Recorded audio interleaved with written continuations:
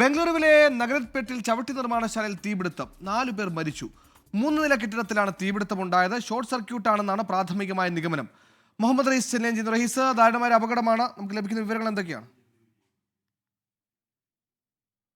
ബംഗളൂരുവിലെ നഗരപേട്ടിലാണ് ഇത്തരത്തിലൊരു അപകടം ഉണ്ടായിരിക്കുന്നത്. ഇന്ന് രാവിലെ 2:30 3 നില കെട്ടിടത്തിന് തീ പിടിച്ചത്. ആ തീപിടുത്തത്തിലാണ് ഇപ്പോൾ 5 പേർ മരിച്ചിട്ടുണ്ട് എന്നുള്ള വിവരം പുറത്തു വരുന്നത്. 5 പേരുടെ മരണമാണ് സ്ഥിരീകരിച്ചിട്ടുള്ളത്.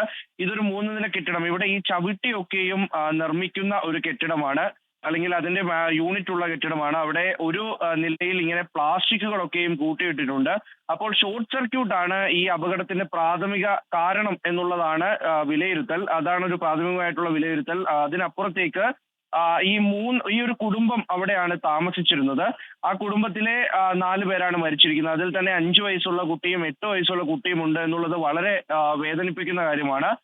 ഇത് ലഭിക്കുന്ന ഒരു വിവരം അനുസരിച്ച് ഈ ഗൃഹനാഥൻ വീട്ടിന് പുറത്തേക്ക് ഇറങ്ങി, അതായത് ഈ തീ ഉയരുന്നത് കണ്ട് വീടിന് പുറത്തേക്ക് ഇറങ്ങിയതിനു ശേഷം അദ്ദേഹം ഈ തീയിൽ പെട്ട് അദ്ദേഹം മരിക്കുകയും, പക്ഷെ അദ്ദേഹം പുറത്തിറങ്ങുമ്പോൾ ഈ വീട് പൂട്ടിയിരുന്നു. അങ്ങനെ ബാക്കിയുള്ളവർക്ക് പുറത്തേക്ക് ഇറങ്ങാൻ കഴിഞ്ഞില്ല. അങ്ങനെ അവർ ശ്വാസം മുട്ടി മരിച്ചു എന്നുള്ളതാണ് ആദ്യഘട്ടത്തിലെ സൂചന. ഇനി വിശദമായ വിവരം പുറത്തു വരേണ്ടതുണ്ട്. അതിനപ്പുറത്തേക്ക് രണ്ടാമത്തെ നിലയിലും ഒരാൾ താമസിച്ചിരുന്നു. അയാളും ഇത്തരത്തിൽ ശ്വാസം മുട്ടി മരിച്ചു എന്നുള്ളതാണ് പുറത്തു വരുന്ന വിവരം.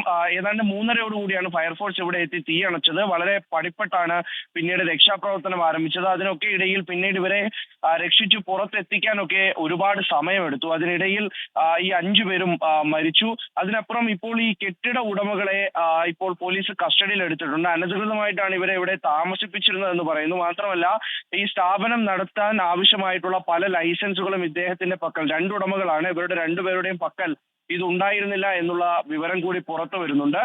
എന്തായാലും വിശദമായ അന്വേഷണത്തിന് കൂടി സർക്കാർ ഉത്തരവിട്ടിട്ടുണ്ട്. സുഹൈൽ.